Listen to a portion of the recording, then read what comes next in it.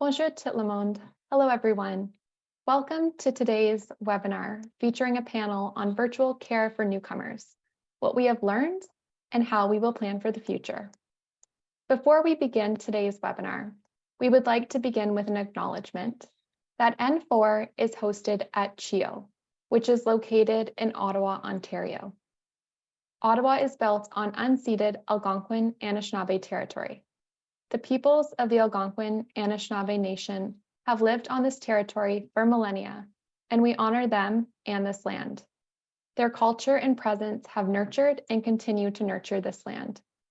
We also honor all First Nations, Inuit, and Métis peoples and their valuable past and present contributions to this land. My name is Mariah, and I am a partnership and engagement lead with N4. I use the pronouns she, her. I will be hosting and moderating today's panel presentation. My co-hosts are Colleen Drake and Andrew Tomeyer, who will be behind the scenes monitoring the question and answer box today. And I'm very pleased today to introduce you to today's panel. And panelists, I'm going to invite you to turn on your video as I introduce you. Our first panelist is Dr. Michaela Heine. Michaela is a professor in the Department of Psychology and the interim director of the Center for Refugee Studies at York University. She is also an honorary professor in the College of Medicine at the University of Rwanda. Dr. Heine collaborates with communities, community-serving agencies, and activist groups in the development and/or evaluation of social, institutional, and policy interventions that can improve mental health and well-being by addressing social exclusion, with a special focus on forced displacement or precarious migration status. Her work has primarily been situated in Canada and Rwanda, and also the Democratic Republic of Congo, India, Liberia, Nepal, Sierra Leone, and South Africa. Dr. Heine is the past president of the Canadian Association for Refugee and Forced Migration Studies. Welcome, Michaela. Thank you so much for joining us today. And our next panelist is Ms. Marcela Diaz. Marcela is a manager at the Multicultural Council of Windsor and Essex County in Windsor, Ontario, overseeing the Settlement and Integration Department. In her role, she is responsible for the management of the Resettlement Assistance Program, also known as RAP, the Client Support Services Program, which provides intensive case management to government-assisted refugees, the Newcomer Settlement Program, and Orientation to Ontario. She is passionate about improving access to services for refugees through education, awareness, community capacity building, and research. Marcela is a member of the Afghan Refugee Resettlement National Steering Committee and the CSS National Steering Committee. Marcela holds an MBA from Wilfrid Laurier University and a Master of Science from the University of Waterloo and a Bachelor of Education from the Universidad Santiago de Cali. Welcome, Marcela. Thank you so much for joining. And our next panelist is Dr. Ellen Goldblum. Dr. Ellen Goldblum is an assistant professor with the Department of Pediatrics at the University of Ottawa and pediatric endocrinologist at CHIO. Dr. Goldblum has been an active member of the Division of Endocrinology at CHIO since 2011. She received her medical degree from Dalhousie University and completed her pediatric residency and pediatric endocrinology fellowship at CHIO and the University of Ottawa. Her current CHIO leadership role includes ambulatory care medical director, deputy chief medical information officer, virtual care and patient portal medical lead, and Epic Care ambulatory leadership team medical lead. Internationally, she has been a member of the Epic Pediatric Endocrinology Specialty Steering Board since 2015 and is currently chair.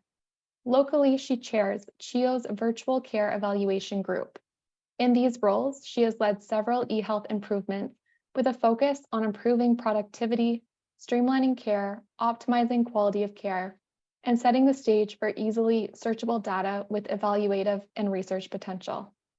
Her research, administrative, and quality improvement interests include pediatric type 1 diabetes, and transition to adult care, adrenal suppression, and delivery of care leveraging digital tools, including virtual care, to improve the quality of care. Welcome, Ellen. Thank you so much for joining us today. And our next panelist is Ms. Catherine Delude. Ms. Delude is an embedded human factors practitioner at CHIO. For over 10 years, Ms. Delude applies human factors engineering and design research methods to optimize service delivery and the integration of new technologies and software to support clinical care, provider workflows, patient-provider interactions, and patient and family healthcare provider experiences. She led human factors analysis and device strategy for implementation of the hospital's enterprise-wide electronic medical record and automated medication dispensing systems, participates in safety investigations, and solves workflow, process, and space design challenges by engaging youth and families, frontline staff, and multidisciplinary teams to understand requirements and co-design solutions. During the COVID-19 pandemic, Ms. Delude focused on rapid development, evaluation, and support of virtual care services at CHIO. Welcome, Catherine. Thanks so much for being here. Today's session is being recorded and will be uploaded to our N4 platform as soon as it becomes available. We will share this with you via email when it's available. And if there are any technical issues during today's webinar, we will inform you with details for an alternate makeup session. And with that said, let's jump right into today's panel discussion, which explores how virtual care was accessed by newcomers during the COVID-19 pandemic and key considerations for determining the appropriateness of virtual care for newcomers. And before we begin, I do want to note to the audience that we have allocated time for an audience-led question and answer period, and we invite your questions in the question and answer window. We will vote questions, or we will begin with questions that are most upvoted. So we invite you today to upvote questions that you might have that are similar to others or that you're interested in hearing the answers to. And also before we begin, we wanted to note that there are two main types of virtual care delivery. There's one which is synchronous. This is live and real-time interaction, for example, using teleconferencing, phone conversations, the use of virtual platforms like Zoom or Microsoft Teams. And the other type is asynchronous, which is secure messaging, email, patient portals, and toolkits. And the pandemic definitely expedited use of both types, but especially synchronous in place of in-person encounters. And we'll now move into our first panel question. So panelists, could you tell us briefly about the challenges and barriers you observed as newcomers access virtual care during the pandemic? How would you approach these differently in the future? And we'll start with you, Marcella. Very happy to be here. Thank you so much. I'm going to be sharing from my perspective working in the resettlement, settlement, and integration of government-assisted refugees that are directed to Canada here in Windsor, Ontario. The Multicultural Council of Windsor and Essex County has been welcoming and resettling government-assisted refugees, or GARs, since the 2001. GARs are a vulnerable population. They are selected to come to Canada as permanent refugees based on their need for protection and also for their vulnerability. They might have lived in a refugee camp or a rural area before coming to Canada or urban center. From 2020 to 21 statistics upon arrival, approximately 85% here in Windsor of our adult clients reported having limited or no knowledge of either official language, and approximately 50% of our adult clients reported having grade 11 education or less, or not having had the opportunity to access any form or formal education. So when the pandemic hit, as understandably, we had clients that had here that we had that were at the temporary accommodation, recently arrived. They had not yet been connected with or referred to any service providers to address their multiple needs, or had scheduled appointments with the service providers. And as many of us faced, that the first challenge was to address the stress of the newcomers for canceled appointments and to support staff as well, how to support the clients that they had in the caseload. We have a very supportive funder, Immigration and Refugees and Citizenship Canada, and we work very closely with our funder so that all of the frontline staff had work cell phones. This we did not have in the past. And we would like to, this is one of the things that we would like to keep on having in the future. One of the very first things that we did is that we surveyed all of our clients. What tools did they have? What technological tools did they have? Did they have cell phones, laptops? We found that the majority of them had cell phones. And for the ones that did not have cell phones, our funders supported with loaner cell phones so that they could, or until they could purchase one. Later on in the pandemic, our funders supported the clients with loaner tablets. Regarding the platforms that our clients used, the survey showed that the majority of our clients use WhatsApp. We started using that platform, and we currently use this platform to connect with our clients. We also use Zoom to connect for one-on-one and group sessions, and we continue using Zoom for virtual sessions. It's understandably that clients with digital literacy, with low digital literacy, have a huge barrier in accessing to virtual services. So we spoke with our funder, we described the need, we advocated for it, and we were funded for a life skill worker who focused on working with the clients, supporting them, and also the staff, so that the clients could join the sessions, use their technological equipment, use the apps, create emails, complete forms online, etc. We also it's very important to work with the service providers so that they had increased understanding of the challenges that newcomers face accessing virtual services. For example, when they were required to complete and submit their COVID screening, application, or intake forms, etc., which took enormous amount of time. This increases, all of these challenges were increased when an interpreter was required to be present. And we work also with both interpreters and service providers, for example, to facilitate three-way calls when the services were over the phones. While we are now back in in-person services or hybrid services, for example, the medical clients appointments are mainly in person, several services remain virtual or hybrid. So definitely it is important to continue to support the clients with low digital literacy and to attend to their needs so that they can access the service virtually. It's important also to keep on supporting the staff that they have the proper equipment, such as cell phones, laptops, so that they can support the clients. The funding has been very understanding of this needed support, and it is important to keep on advocating with service providers that accessing virtual services is not easy for all, but very difficult for many. Interpreters also, some of them, they don't want to attend in-person appointments, as you know, involve traveling to location, and service providers could facilitate this modality of in-person services with a language interpreter over the phone or Zoom.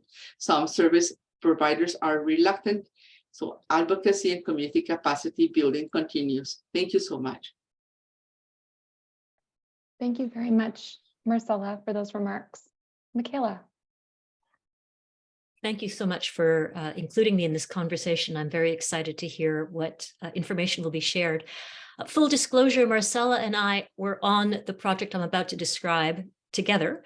We are a team of service providers and interdisciplinary researchers who were made aware of the challenges of accessing virtual mental health services among refugees and were concerned that many of these issues may extend to other newcomer populations. Some may be unique to refugee circumstances. But in response to these kinds of concerns, our team looked at accessibility and appropriateness of various forms of virtual mental health care for refugee newcomers in 4 provinces: British Columbia, Alberta, Ontario, and Quebec. We did a scoping review, we conducted surveys with providers, and we conducted interviews with providers and with recently arrived refugee newcomers who had made use of virtual mental health services. What I would like to do to perhaps take a different angle is to think about what some of the systemic challenges may have been in the delivery of those services. I think the most surprising thing for us was that in our surveys with providers, the most frequently used method for the delivery of virtual care was doing a phone call. 48% said that phone calls were one of the ways in which they were providing care, and over 38% combined used other modalities.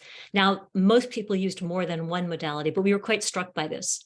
In our interviews, what emerged is that while clients were able to navigate WhatsApp and Zoom, many providers were working in agencies or in sectors that required the use of secure online platforms that were so challenging to use that they ended up reverting back to using the phone because their clients could not get access through the platform.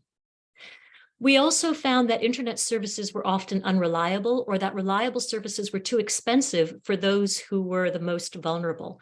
And ironically, internet services were the least reliable for those people who already faced the greatest barriers, those living in remote regions or in parts of the city that were underserved. I want to talk also about some challenges that were unique to mental health services. The thing about mental health services is that they require extended periods of online sessions or virtual sessions over multiple times or multiple periods. And one of the problems was accessing a secure private space in order to have those meetings. Particularly refugee newcomers are living on a low income. That often means crowded living conditions, houses with very thin walls. Our newcomer participants talked about how they would go to the Tim Hortons or the library to do their counseling session, knowing that other people would hear them, but being able to use the free Wi-Fi, and at least those people didn't know me. The other alternative was that they had their meetings in parks, in their cars, walking down the street. And if they couldn't afford a data plan, that meant that they had to revert back to using the telephone in order to have their appointments. A third point I want to make is about the challenge of building a therapeutic relationship in virtual spaces. Absolutely possible, but more time-consuming, according to both our providers and the newcomer users of these services. You just took longer to feel like you knew the person you were communicating with.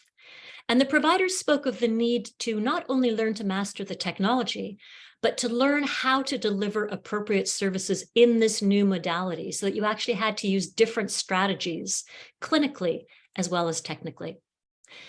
And the last piece I wanted to discuss was that one of the great benefits of using virtual services was that you can access the same language or same culture providers. And we heard from people who were connecting their service users to therapists who were in different cities, and in some cases, even in different provinces.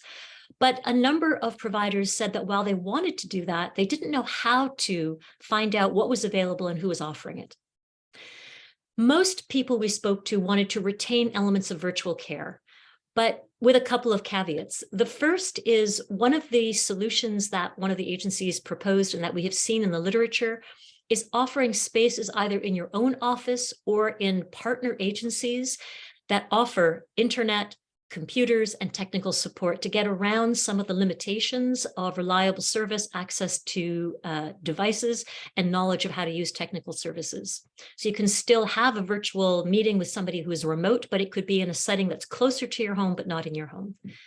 Thinking about offering hybrid delivery for mental health services, particularly with those first appointments so that you can establish a relationship. And then finally, thinking about the development of some kind of province-wide referral network for language-specific or cultural-specific virtual services in order to facilitate some of the great strengths that virtual services offers. Thank you. Thank you so much, Michaela. And Dr. Goldblum. Yes, thank you so much for this opportunity. It's so interesting to hear the other panelists as well. So, during the pandemic, CHIO pivoted very quickly to virtual care and took an approach of virtual care first when it was safe to do so. For at least the first year, we were delivering more than half of our outpatient visits virtually, and even delivered some inpatient care virtually as well, like inpatient rounds and consults to reduce the number of close contacts when the physical exam was not required. During this time, we saw our newcomers often and saw them often experience more barriers like lack of access to technology, devices, data, and reliable internet like you've just heard about that was really required to connect to these visits. It was sometimes a challenge to meet the needs for interpretation. And generally, there was just a lack of clarity around whether virtual care was appropriate or not in different situations. We saw a lot of variability in how well families accessed or benefited from virtual care, but the who, what, when, and why different people benefited from virtual versus in-person care was really not clear. While some newcomers may have struggled with the technology and instructions required to access virtual care, others, actually found it a lot easier than coming all the way to CHEO in person, and they may have preferred the comfort of being in their own home, easier perhaps access to an interpreter, and also the opportunity to have more than one caregiver or family member able to attend the virtual appointments versus in person. There is some evidence emerging about the relationships between social determinants of health, like socioeconomic status and access to virtual care. For example, in our very own pediatric diabetes population, we actually recently published regarding the link between access to our patient portal, an important tool in delivering care, and social determinants of health. But the specific answers about when and whom virtual care is appropriate for remains unclear, and we still have to be so careful to ensure that the digital innovations are not increasing equity gaps. So these questions and challenges prompted many different departments and clinical areas within our hospital to evaluate experiences with virtual care, but in all sorts of different ways. For example, we had one survey developed in our outpatient mental health department, another in diabetes clinic, another in autism, our autism department, in the emergency department. We also had a completely different strategy for our inpatient area. We also added 4 questions to our corporate patient experience survey that was distributed more broadly. And while these were all great initiatives, it was really hard to compare across areas because different questions were asked in different ways. And so the one thing that we would really do differently in the future is to evaluate virtual care programs and outcomes in a more consistent way so that information can be gathered to help us integrate this type of care into our care models and deliver the right care, whether it's virtual or in person or hybrid, at the right time for our patients and families. So with this, we saw an opportunity to develop a framework to help guide clinicians and program leads in evaluating virtual care in an organized and consistent way to help collect meaningful and comparable results. So we formed an interdisciplinary team, which both Catherine and I were part of, with broad representation from departments across CHEO, research and practice, family leader, and also representation from our Equity, Diversity, Inclusion, and Indigeneity office. And starting with what we found in the literature, we collaboratively developed a holistic framework for our virtual care program evaluation. And our host will be putting a link to our preprint article in the chat. The framework includes 4 categories: health outcomes, health delivery, individual experiences, and program implementation. And we intentionally developed this framework, the category definitions, the example questions within it, and the measures to support evaluation of virtual care and hybrid virtual or in-person programs, and support both development of new programs and also evaluate existing programs at various stages of maturity. So we're really hoping that with this framework, we'll be able to, in the future, use the results that we get to support, we use the framework to support a more consistent evaluation, but then use those results to integrate this into our overall care delivery models. Thank you so much, Dr. Goldblum. And I just wanted to make the audience aware that the PDF that you mentioned, the resource, is available in the chat. So you can click the link and download that there. So that brings us to our second panel question. We know that as virtual care rapidly expands, some service providers may be struggling to learn how to identify which services are appropriate and a good fit for their newcomer clients or patients. What considerations do you take into account when determining if virtual care is appropriate for your newcomer clients and patients? And we'll start with you, Dr. Heine. Thank you. I'm really looking forward to reading that paper, Ellen. It sounds great. One of the things that we tried to do as we interviewed our providers was to ask them what kinds of guidelines they had within their organizations to help them make those decisions about when, whether, and for whom virtual care was appropriate. And that's available on the website that's on the handout that I shared with you, Mariah. We've created a bit of a fact sheet where we've tried to summarize what came out in our findings, but that also links to a website where we've posted all of those guides that are being used around making decisions for offering virtual care. And so one recommendation I would make is that agencies develop a set of guidelines that they can work with. The second, also building on some points that Ellen has made, is that virtual mental health services are generally not recommended for all conditions. So for example, schizophrenia is a condition where many people do not recommend that you offer in-person care. So when you are dealing with serious mental health issues, to be sure that you have consulted with professionals who are specialists in the mental health area before you make the assumption that a referral to virtual care could be appropriate for this kind of situation. The third, and this just builds on what I was talking about earlier, is ensuring that people have a private space in which to hold their session. And this is not just for privacy and for concerns about being overheard, but also because of interruptions. So while it is convenient to not have to travel outside of the home for reasons like childcare, if your children are constantly running in while you're having your counseling session, or people are coming to the door and other kinds of interruptions are happening, it can be problematic. I particularly want to emphasize that in situations of domestic violence, and particularly during COVID, the perpetrator and the person experiencing the violence were often in the home almost all the time together. And so figuring out how to communicate safely with somebody in those circumstances, developing signals to communicate safety, for example, was very important. Determining not just if clients have devices in their home, but also asking questions about whether they can access those devices when they need them. So most homes at this point would have a device available to them, but that doesn't mean that the person in the household can access that device. And that's particularly true for women, who are the least likely to control access to those devices. Once again, in the situation of domestic violence, the perpetrator often controls and checks and limits access to communication devices. So just to confirm that those devices, if they're in the home, are also accessible.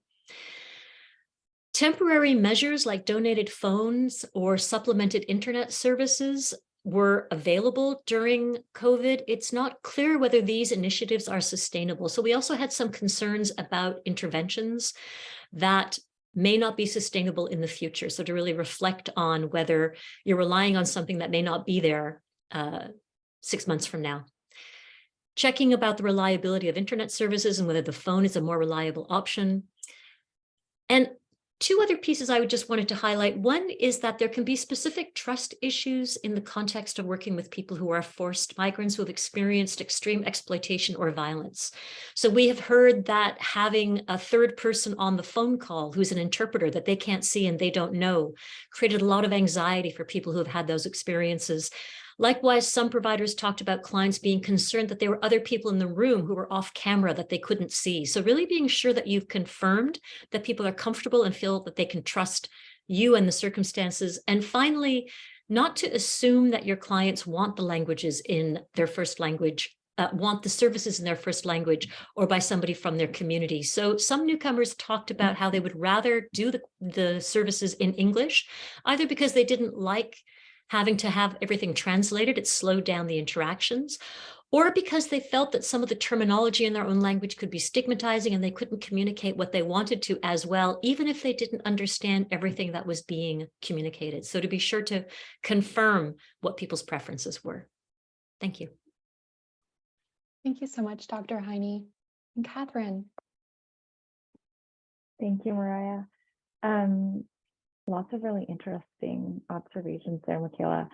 Our hope is with the improved evaluation using the framework that Ellen mentioned previously to guide evaluation of new or existing programs and patient-centered approaches to care, like the examples that Michaela just mentioned. And program development, virtual care programs will evolve to fill an appropriate space with the overall care delivery model for all patients. So when we say patient-centered, as I mentioned, lots of great examples from what Michaela was just sharing. We mean intentionally engaging in conversations with patients and families to understand their unique strengths and needs, and to identify when and if virtual care is appropriate, and including newcomer voices during program development and evaluation. In the planning stages of a virtual care or hybrid in-person program, it's important to consider equitable access, whether virtual care will deliver quality care and experiences, and this should be done with stakeholder involvement. So for example, in the framework that we developed under the health delivery category, we have suggested questions and measures related to access, equity, effectiveness of care, efficiency, and safety that help evaluate whether or not the virtual care program will be or is appropriate. And under the category of individual experience, we have questions and measures related to usefulness of the service and modality, ease of use, interaction quality, satisfaction and future use or intention to use in the future, and patient-centeredness. Of course, the most important consideration in our context at CHIO is whether the care can effectively be delivered virtually. So it's certainly not appropriate for appointments and care that require certain types of physical examination or in-person testing. But another important consideration, as we've heard already, is choice, and that choice may be based on digital barriers and enablers, or language barriers, or preference and personal preference for location and other factors. And so we believe that programs that allow for this flexibility of patient choice should be encouraged. At CHIO, we heard from families and youth over and over again that there isn't one size fits all, and that they want that choice, whether it's in general or on the day, or for a particular appointment. So if a provider feels that the assessment or counseling is equally effective either way, modality should be a patient choice, whether that's a video, a telephone, or in person, for example. So we've included this guidance, clinical guidance around virtual care, and in documentation and reference material for our providers. And we built triggers in to force this conversation within our electronic medical record system by making it a mandatory step in the visit process. So for example, when providers get to a point in the visit where they're ready to start talking about the next follow-up appointment, they need to indicate whether the follow-up appointment can be virtual or should be virtual, in person, or if it's flexible based on the patient preference. So they are encouraged to engage in that conversation. So practically what this means is that if someone is a patient or family is booked in for an in-person appointment, and then maybe they lose their ride or can't get there, but they still want the appointment, they can call and request to switch to a virtual appointment, and any clerk who receives that call is able to see if the appointment can be switched to virtual. So in summary, when determining whether virtual care is appropriate for our newcomer population, we encourage providers to consider both effectiveness, access, including digital barriers and enablers, and the ability to provide translation or visit support, individual experience, and individual choice. Thank you so much for that response, Catherine. And Marcella. So interesting, Catherine, to learn of your practices at CHIO. And at our organization, for one of the programs, we conduct we'll try to do our evaluation as best as possible within our knowledge and capacity in regarding to the effectiveness, or if virtual care can be appropriate or used.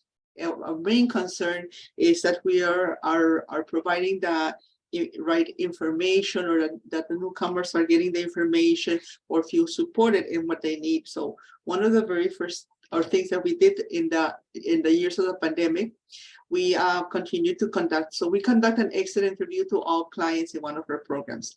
And during that exit interview, we asked them to rate them, for example, how satisfied they are with the services, and also some questions that determine the impact of the program.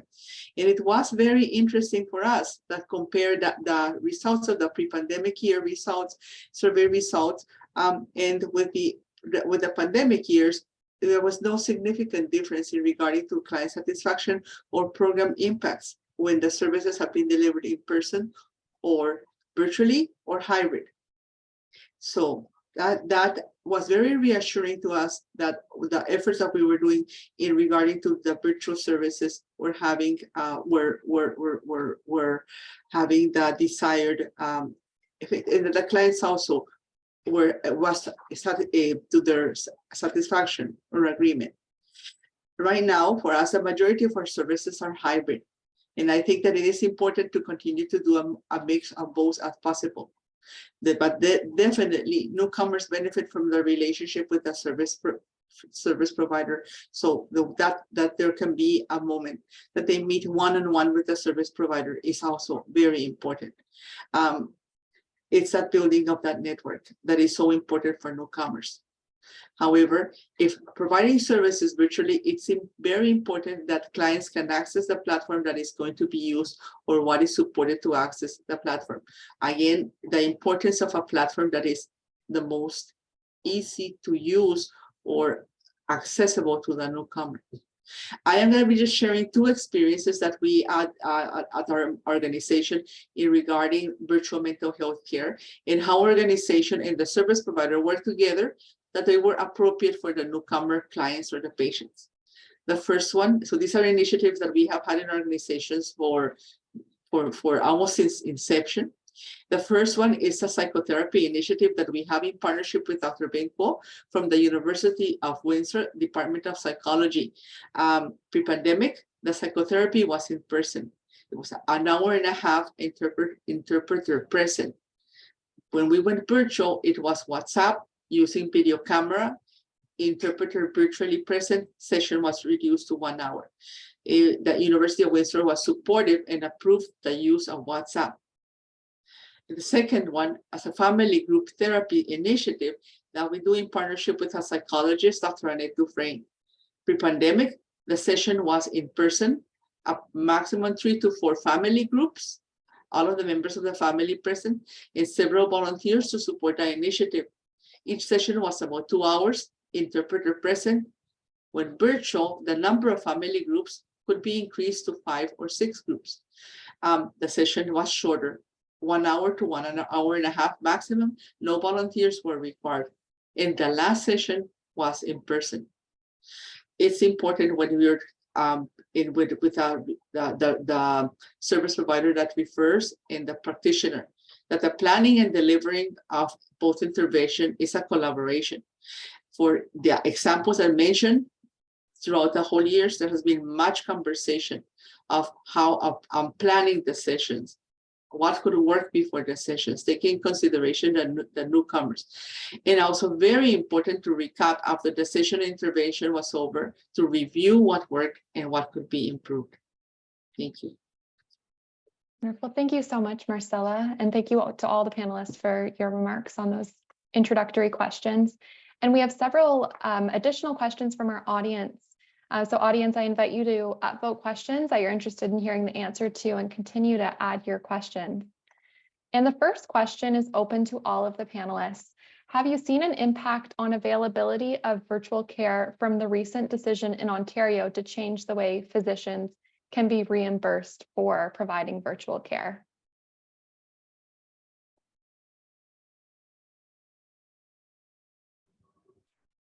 I might be most direct to that. I'm happy to take that one on. Absolutely, it's been a huge concern for us, actually, the implementation of the billing rules that came in on December 1st. And without getting into the weeds of that, it basically really restricts the opportunities where you can actually bill for virtual care delivery. So there were a lot of temporary billing codes put in place during the pandemic that allowed us to really continue a lot of our regular business, but virtually. But that just wasn't sustainable, I think, for many reasons. And a lot of the rules make sense. You know, in many situations, it's not appropriate to go 4 years without seeing a patient or family in person. But unfortunately, you know, there are certain situations where it has really sort of cramped our style in terms of we really thought we found a way that was better, and now we can't do it anymore because we have to work within these restrictions. And so we are trying really hard to find the balance of satisfying those billing rules and having, you know, a workflow that works within clinics. That is what we've, based on what we've learned over the past few years. but it's difficult. There's the idealistic approach where we, have all of these different ways of doing business, but we also need something that's going to work in an efficient way. So definitely, I do think it's changed things, and it's forced us to work within more constraints than we've had before. Thank you so much for that response, Dr. Goldblum. And this next question is open to all of the panelists. Do you have any tips on how providers can check in on patient preferences for virtual care, or not their preference?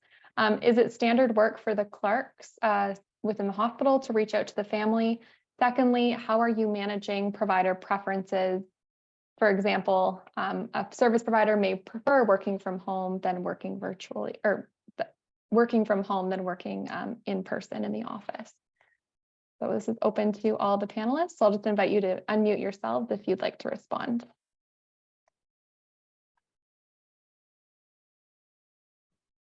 I don't want to monopolize the conversation, but I know that I'm at the front. I'm one of the physicians, delivering these visits at CHIO anyways. And this is something we've had a lot of, especially with our family and youth engagement. They've really asked us, is there a way that we can indicate on our file, on our chart, to say, whenever possible, we want virtual, or I hate virtual, I never want to do it. I never want virtual, so that they don't have to go through those roadblocks of it being offered each time. And so I would say that all of that is still in evolution. And I would say each different clinical area is really coming up with, based on what they've learned over the past few years, what they think is the most kind of appropriate model. And again, within the current billing constraints of what we can do. But we are using tools like those ones that Catherine mentioned that really, there's so much to think about within a visit, so having those visible prompts to say, okay, you want to follow up. Do you want it? Which way do you want it? And is it flexible? If, for example, the car breaks down or the weather is bad, they can't come in, instead of canceling, can they just convert it? So I think we've got lots of work to do in terms of really bringing the patient family preference to the forefront. But I think we are doing a few things to address that now. I wonder if I could just add a comment on that. We were surprised at the number of newcomer respondents who said that they didn't know they had any choices. And so they felt that what was offered to them was all that was available. And so on the one hand, we had providers saying, oh, they had choices, they could choose from these different options. And we had the newcomers themselves saying, I didn't love this, but that's what was offered to me, and it was better than nothing. So I'm not sure, they weren't from the same agencies. So this may have been absolutely accurate, but really reflecting on whether the clients understand, whether your patients understand that they have choices, I think is important. Catherine. Yeah, I'll just maybe respond and add to that.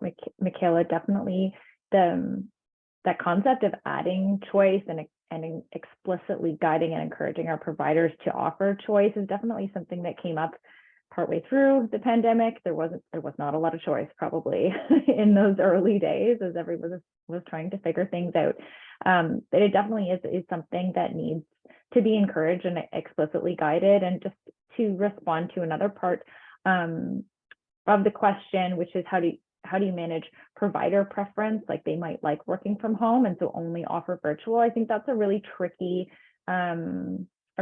one as well. It is accommodating the provider choice, because as much as we want and need and are doing our best to be patient-centered in the care that is delivered, the provider who's delivering the care also needs to feel comfortable and secure in the environment. It's a little bit of a two-way street sometimes, but also I think this will get easier and better as we have more and more data related to outcomes, so that we can have more data-informed care models that support the efficacy or appropriateness of virtual for delivering certain types of care. And I think mental health is a really good one to look at. And luckily, there's quite a bit of literature in this area, but just that that it is possible to have a conversation and counseling session virtually by video, but maybe video is better because you can see people's facial reactions.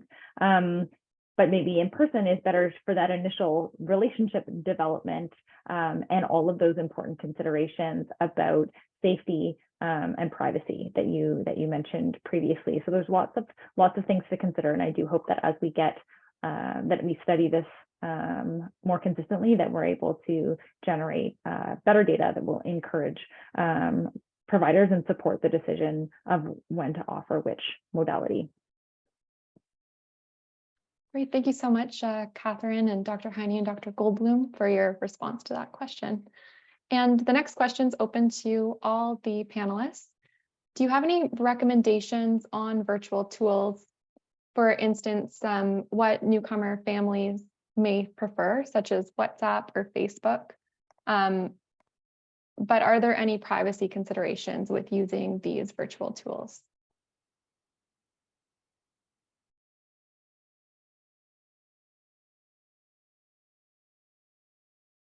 I'll share a bit from our experience with WhatsApp. So yes, WhatsApp, there's concerns about privacy, with the security. So we work with newcomers who already have WhatsApp. So we don't encourage the newcomers to open WhatsApp. So we're already working with, that's one approach that we are where so newcomers are aware the difference of privacy and security. That information is secure, right? So this is one of I think that is very important. Also working with organizations, for example, in the case that the University of Windsor supported the use of WhatsApp for psychotherapy, and it was about trying to make the service or care accessible. So sometimes it's just putting at these available platforms and weighing all of these the different issues, these issues. Thanks, Marcella. Dr. Goldblum.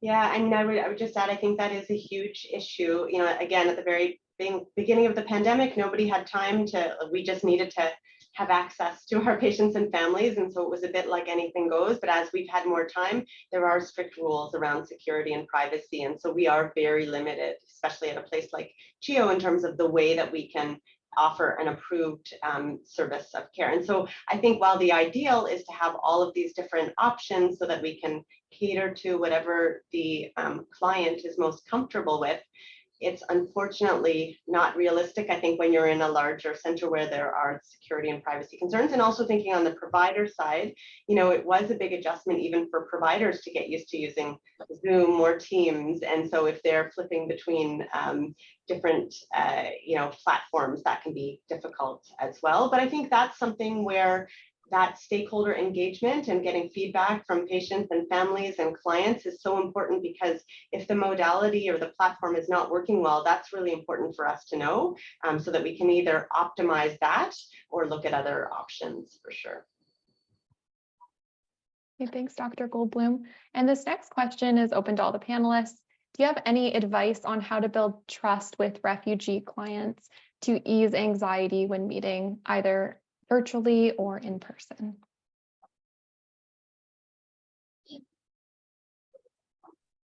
If you want to start, Marcella? Thank you. Yes, it takes time. It takes time to build trust, especially when it's virtual. So it's maybe a couple of times that you're meeting, you know, listening, you're putting your listening skills, reassure as much as possible what you think. And it takes time, takes 2 times, 3 times the efforts. But it is can work towards that differently. I don't know that I have much to add about that, except to say that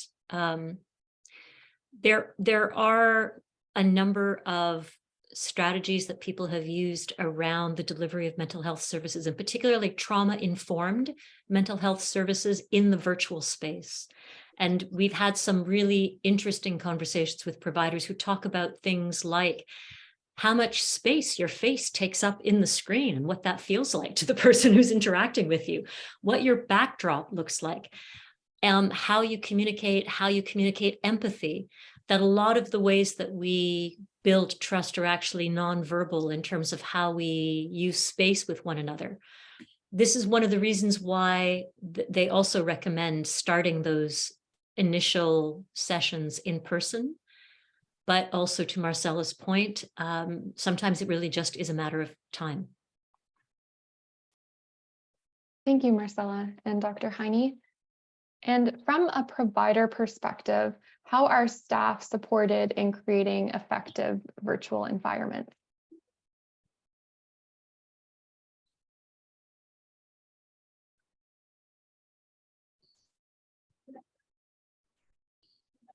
Marcella. Dr. Goldblum? Yeah. Oh, So Marcella? first of all, staff, they are provided or supported with the technological tools that they have available. I think that one of the things for example, before the pandemic, we supported staff with their cell phones, right?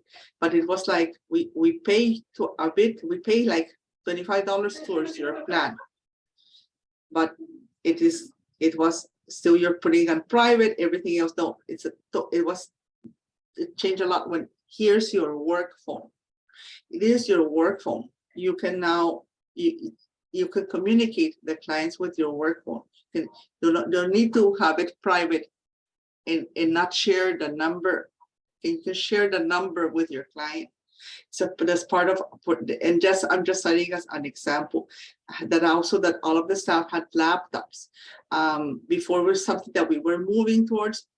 So it was in the staff, they felt supported, that the staff had access to Zoom, to all of those things. It worked a lot also, so that the staff felt more supported. Training, supports. Sorry, can you repeat the question again?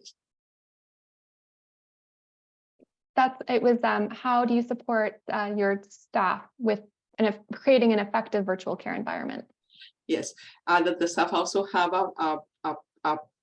in as much as possible a private space, or facilitate if the staff are working from home. For example, when staff are doing intakes, so sometimes being at home and facilitating that flexibility rather than being in the office full of people. Also, you can also support the staff that way. So taking the case by case as well. So encourage the staff also many different ways. Thank you. Thanks so much, Marcella. And we're approaching the end of the time we have together for our panel discussion. So to close this, I'm going to ask the panelists, if you have one key message that you would like to leave with the audience today, what would that be and why? And we'll start with you, Dr. Goldblum. Great, thank you. Yeah, so to boil it down to one key message is difficult, but I think we would say that virtual care is really a tool that has greatly expanded our toolbox of how we deliver overall care and support healthy living. It's not, although it's great, in many situations, it's not always appropriate, and it's not a one-size-fits-all. So algorithms like the ones that Michaela spoke of and decision aids can be designed based on the evidence that we have and that's emerging, and information sought by engaging clients and families directly to really understand their individual needs. And with the help of frameworks like ours, hopefully, we hope that the evidence will grow and become more meaningful and useful over time. And then using these algorithms, that can really help with program development and provide a starting point. But there needs to be flexibility, ideally built into the algorithms, to include patient and client choice as part of the decision-making process. Thank you. And Marcella. The messages for me, it's speaking of the class with low digital literacy, as my messages, do not please forget the most vulnerable, those that are going to be needing the most of our support, of our time, our patience, our compassion. And it's a collaboration that we can take the time to learn, to listen of the newcomers' resilience, of their skills and the strengths, So together with our support, they too are going to be successful in accessing the virtual services and care that they need and they have a right to. Thank you, Marcella. And Dr. Heine. I think I'm repeating things that have already been said. I just want to also emphasize the importance of being flexible about the modality and consulting with clients about how one accesses care and what their preferences are. Recognizing that refugee newcomers are diverse, they have a range of skills and experiences and preferences, and so not assuming that one will be better than another, but rather asking them, giving them some choices, making sure they understand what the choices are, and recognizing that working collaboratively with your client on the decision around care is actually part of building a therapeutic relationship. So it benefits the care that's provided. Wonderful. I think these are some fantastic key messages to leave with our audience today. And panelists, I just want to sincerely thank you for sharing your expertise with us this afternoon as we've discussed virtual care. And our panelists have shared several resources that might be helpful to those who are joining us today as it relates to providing virtual care and some key considerations, particularly as care is provided to newcomer patients and clients. And we have put those links into the chat. So throughout the chat or throughout today's panel discussion, various resources have been alluded to. You'll be able to find all of the links there. We'll also be sharing these resources along with the recording. And if you, for registering with the webinar, anyone who registered will receive the recording with a list of these resources. I also just want to thank as well our audience for participating today. Thank you for your very interesting questions. And we do see them and we'll be moving them into N4's online moderated discussion forum called our Meeting Place.